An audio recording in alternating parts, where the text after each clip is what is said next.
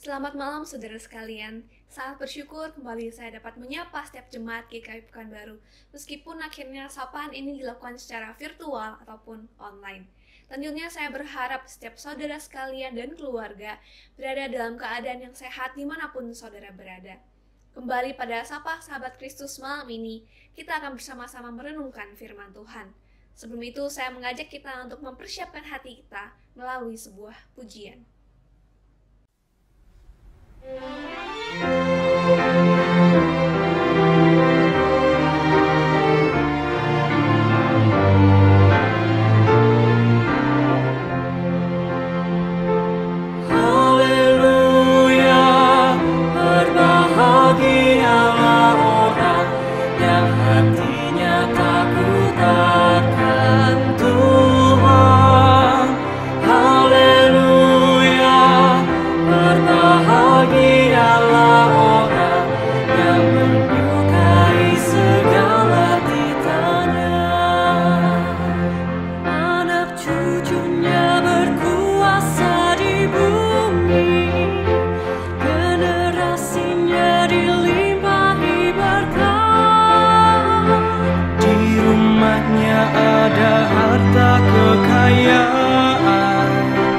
Kebajikannya tetap selamanya.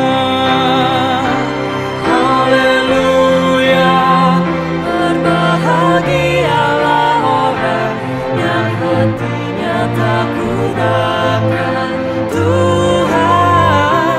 Haleluya, berbahagialah orang yang menyukai segala titanya.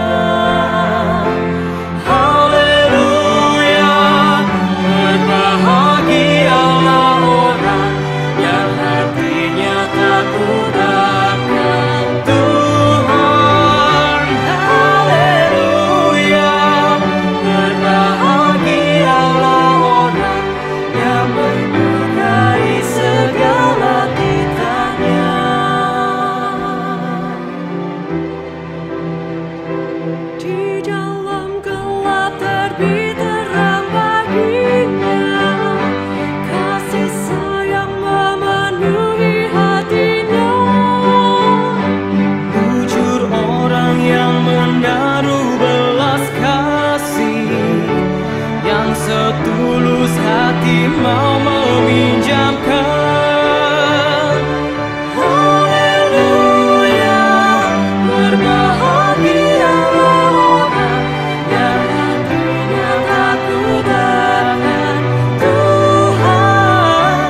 Haleluya, berbahagialah orang yang menyukai segala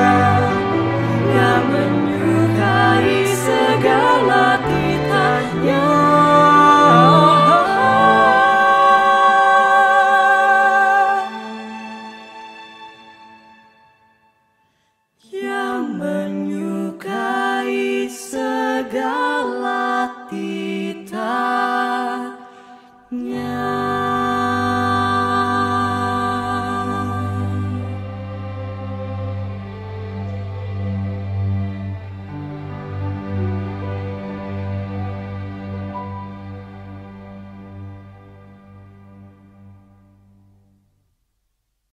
Saudara sekalian, pernahkah kita berada dalam keadaan yang kita tahu apa yang harus kita lakukan, tapi kita tidak melakukannya? Misalnya, katakanlah kita orang obesitas. Kita tahu kita harus berhenti makan makanan yang tidak sehat, kita harus banyak olahraga, kita tahu kita harus makan sayur dan buah, tapi pada akhirnya kita tidak melakukan hal tersebut. Ataupun misalnya kita tahu bahwa kita sudah terlalu sering untuk bermain handphone ataupun gadget, kita tahu kita harus berhenti bermain gadget dan mungkin menghabiskan waktu dengan keluarga, kita tahu. Tapi pada akhirnya kita tetap menghabiskan jam-jam untuk menggunakan Facebook ataupun Instagram misalnya. Ataupun misalnya dalam kehidupan iman kita tahu bahwa membaca Alkitab dan saat teduh sepatutnya kita lakukan. Atau misalnya mengikuti faith journey adalah hal yang baik bagi kita tahu.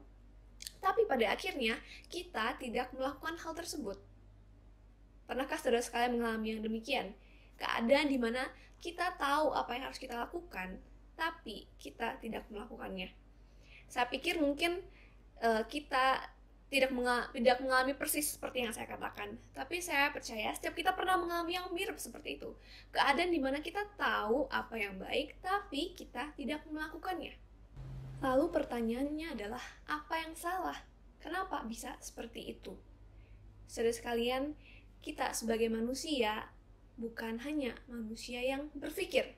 Maksudnya adalah, ketika kita bergerak di dalam kehidupan kita, kita melakukan sesuatu yang menggerakkan kita bukan hanya apa yang kita pikirkan, namun ada yang mendorong lebih daripada itu.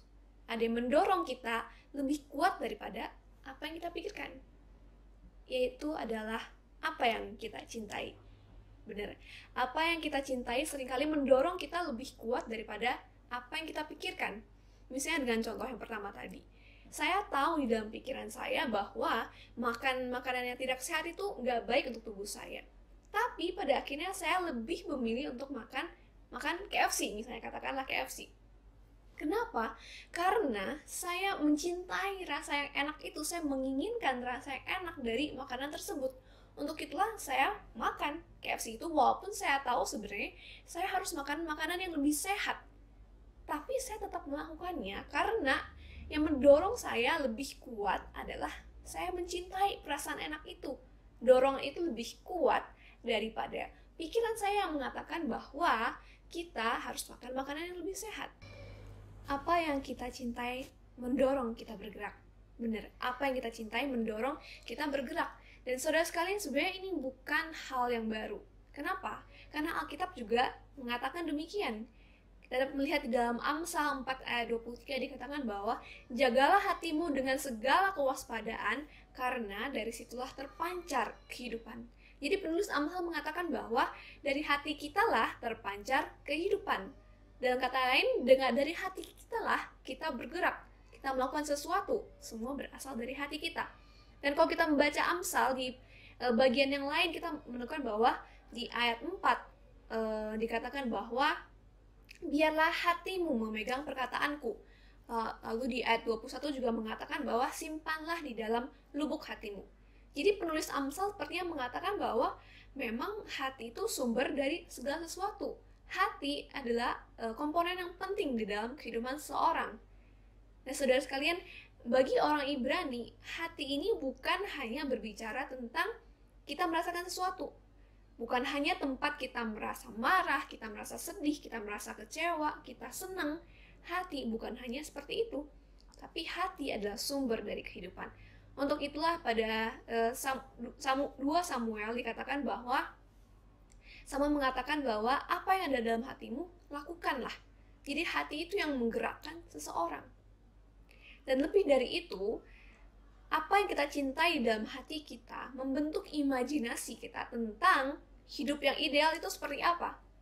Hidup yang baik itu seperti apa. A vision of a good life. Contohnya seperti ini. Katakanlah saya suka nonton film Korea.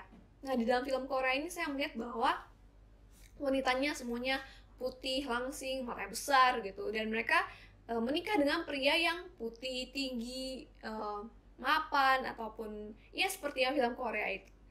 Ketika saya menonton itu terus-menerus, secara tidak sadar, imajinasi saya sedang dibentuk tentang hidup yang ideal itu seperti apa. Wanita yang ideal, tubuh yang ideal itu seperti apa. Dari sana juga terbentuk tentang hidup yang ideal, yang tubuh yang ideal yang harusnya saya capai adalah seperti yang di film tersebut. Dan mungkin relasi yang saya pikir yang ideal adalah seperti yang di film tersebut. Untuk itulah di dalam hari-hari saya pun terus misalnya diet keras supaya tubuh saya bisa seperti perempuan yang di film tersebut. Ataupun saya mencari dalam berrelasi, saya mencari pria yang seperti di film tersebut gitu, seromantis di film tersebut. Jadi saya diberikan imajinasi tentang hidup yang baik, yang ideal, yang harus saya capai itu seperti apa ketika saya menonton yang seperti di drama Korea tersebut. Saudara sekalian, pada titik ini saya mengajak kita untuk mulai berpikir, apa yang kita cintai? Apa yang kita cintai yang selama ini menggerakkan hidup kita? Apakah saya mencintai kekayaan dan glamoran? yang membuat saya terus-menerus misalnya belanja ataupun membeli barang-barang yang sebenarnya tidak terlalu perlu supaya saya dapat terlihat seperti orang yang glamor. Ataupun yang saya cintai adalah ketenaran, sehingga saya misalnya memposting apapun di media sosial supaya orang-orang dapat melihat saya. Ataupun yang saya cintai jangan-jangan adalah diri saya sendiri, membuat saya mengatakan atau melakukan sesuatu yang untuk menguntungkan diri saya dan mengabaikan orang lain. Ataupun yang saya cintai jangan-jangan adalah kekuasaan dan kehormatan. Jadi saya selalu berusaha untuk memiliki kekuasaan di atas orang lain. Mungkin atas anak saya, atas pasangan saya, atas rekan saya. Saya selalu mengejar kehormatan dari mereka. Saudara sekalian, ada banyak hal yang kita cintai di dunia ini. Dan sebagai anak-anak Allah, apakah yang harusnya kita cintai? Kemana harusnya cinta kita diarahkan? Jika bukan kepada Sang Bapa sendiri. Saudara sekalian, bila pada saat ini kita menyadari bahwa apa yang kita cintai bukanlah Allah, kabar baiknya adalah cinta kita, apa yang kita cintai dapat dilatih. Iya, apa yang kita cintai dapat dilatih. Contohnya seperti ini. Misalnya, saudara sekalian ingat ketika kita pergi ke mall ataupun ke toko-toko, di sana ada banyak poster-poster dan iklan-iklan yang menunjukkan orang-orang yang berbelanja ini sangat bahagia membeli produk ini, sangat bahagia gitu. Ataupun misalnya iklan rokok yang menunjukkan pria yang merokok ini, yang memakai produk ini tuh pria yang sejati, pria yang disukai banyak orang, pria yang wow, keren sekali gitu. Nah, ketika kita melihat itu terus-menerus, secara tidak langsung kita sedang dilatih untuk mencintai yang seperti itu. Cinta kita sedang diarahkan untuk membayangkan bahwa saya akan bahagia jika saya membeli produk tersebut. Saya akan menjadi pria yang sejati ketika saya membeli rokok dengan merek tersebut. Jadi sebenarnya secara tidak sadar, cinta kita sedang dilatih atau diarahkan seperti yang di iklan tersebut. Saudara sekalian, seringkali cinta kita, apa yang kita inginkan, diarahkan kepada sesuatu yang tidak akan pernah memuaskan kita, yaitu dunia ini. Lalu pertanyaannya sekarang adalah, bagaimana cara kita melatih cinta kita atau mengarahkan cinta kita kepada Allah? Jawabannya adalah melalui kebiasaan. Kebiasaan atau habit, ataupun sesuatu yang berulang-ulang. Dan saudara sekalian, Alkitab pun mencatat seperti ini. Dan ini bukan hal baru di dalam Alkitab, karena Alkitab pun dengan jelas mengatakan demikian di dalam Ulangan pasal 6 ayat 7. Yaitu Shema bangsa Israel, di mana mereka diperintahkan untuk mengasihi Allah dengan segenap hati mereka. Pada ayat yang ke-7 kita menemukan bahwa Allah memerintahkan bangsa Israel untuk mengajarkan Shema ini secara berulang-ulang kepada anak cucu mereka. Berulang-ulang, pagi, malam, duduk, berdiri, bahkan diikatkan di kepala dan di lengan. Semua itu dilakukan berulang-ulang. Kenapa? Karena bangsa Israel sedang dilatih untuk mengarahkan cinta mereka kepada Allah. Mereka sedang melatih diri untuk mencintai Allah. Saudara sekalian, mungkin mendengar tentang melatih diri itu bukan sesuatu yang menyenangkan. Melatih diri sepertinya hal yang tidak enak gitu. Dan ya memang benar, ketika kita melatih diri mungkin pada awalnya kan tidak nyaman. Nah misalnya kalau misalnya saudara sekalian pernah berusaha untuk rutin olahraga, saudara akan merasakan bahwa 2-3 hari pertama itu rasa wah berat sekali, beban untuk olahraga itu sangat berat sekali, tidak menyenangkan sekali melakukannya. Tapi ketika kita terus melatih diri kita dan terus konsisten melakukan kebiasaan tersebut, pada akhir misalnya sebulan atau 2 minggu kita melakukan rutinitas tersebut, kita akan merasakan kenikmatan, kenyamanan. Kita sudah menyukai kebiasaan ini. Itulah ketika kita ingin melatih diri, yang paling penting adalah kita konsisten melakukannya. Saudara sekalian, di dalam perenungan hari ini saya mau mengajak setiap kita untuk merenungkan 2 hal. Yang pertama, saya mau mengajak kita merenungkan tentang apa yang sebenarnya setiap kita cintai. Kita telah melihat bahwa apa yang kita cinta ini sangat mendorong kehidupan kita, sangat menggerakkan kehidupan kita. Dan seringkali ketika yang kita cinta itu bukanlah hal yang benar, hidup kita pun diarahkan untuk mengejar yang tidak benar itu. Untuk itu saya mengajak setiap kita untuk mulai berpikir, apa yang selama ini saya cintai yang menggerakkan hidup saya? Apa kebiasaan yang selama ini saya lakukan yang sebenarnya tidak baik bagi kehidupan saya, terhadap iman saya? Apa yang sebenarnya benar-benar saya cintai? Yang kedua adalah, saudara sekalian, ketika Amsal mengatakan tentang menjaga hati, hal ini bukan hanya berbicara tentang kita menjaga hati kita dari segala sesuatu yang buruk, menyingkirkan hal yang buruk. Menjaga hati tidak hanya berbicara tentang demikian. Namun menjaga hati juga berbicara tentang kita menambahkan sesuatu yang baru, yang baik bagi hati kita.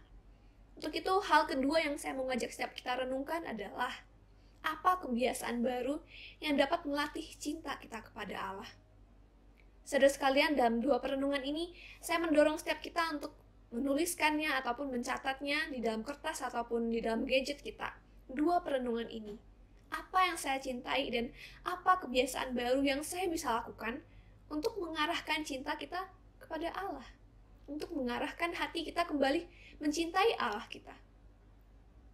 Dan saudara sekalian, saya mau mengatakan bahwa dunia ini menawarkan kita banyak sekali hal yang dapat kita cintai. Kenyamanan, kekuasaan, kehormatan. Dunia berusaha menawarkan setiap kita hal-hal seperti itu untuk kita cintai. Namun pada satu titik kita akan menemukan bahwa apa yang kita cintai ini tidak dapat memuaskan kita. Mengapa demikian? Karena saudara sekalian, kita adalah ciptaan Allah, Bapa kita. Dan untuk itulah cinta kita akan dapat merasa puas, kita akan mendapatkan sukacita ketika kita mencintai Allah kita, Bapa kita. Dan izinkan saya untuk menutup perenungan ini dengan sebuah kutipan.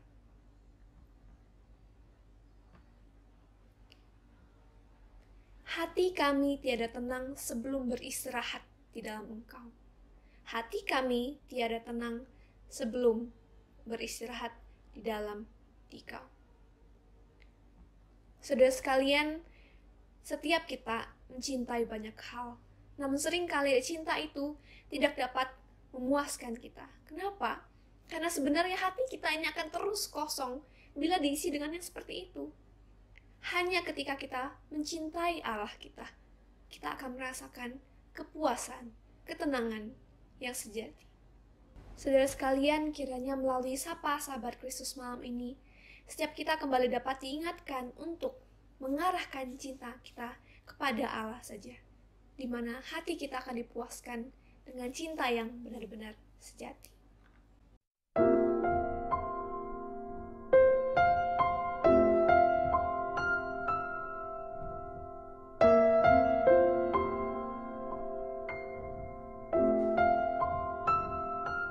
Whether I'm right or whether I'm wrong, whether I'm weak or whether I'm strong, whether I'm sure or maybe confused, feeling loved or feeling used, I know a place where I can go, somewhere that winter winds don't blow. There I am warmed by loving arms, held with care next to your heart, and I'm safe within your arms, Lord. I've become a child again. I've come back to the source of love, where healing can begin. Though the world would say I must be strong and prove my worth by what I do, I will rest assured in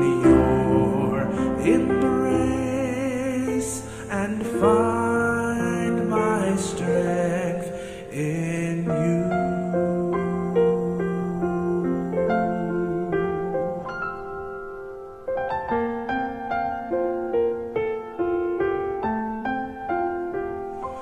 Whether I'm walking in the light, or whether I'm stumbling through the night, you are a God whose promise endures.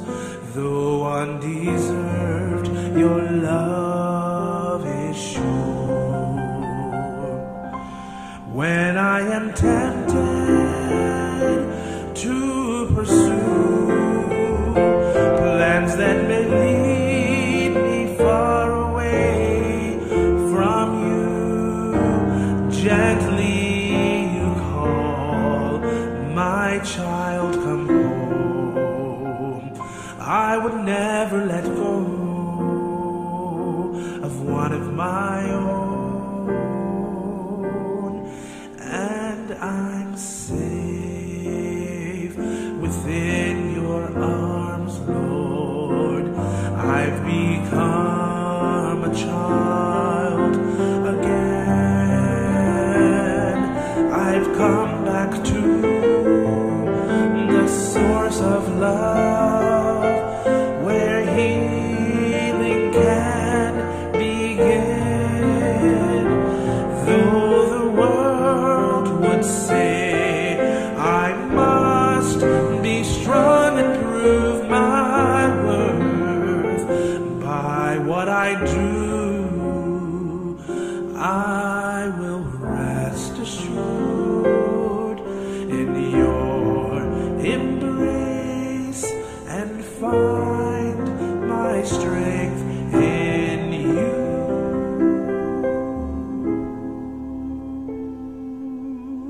And find my strength in you.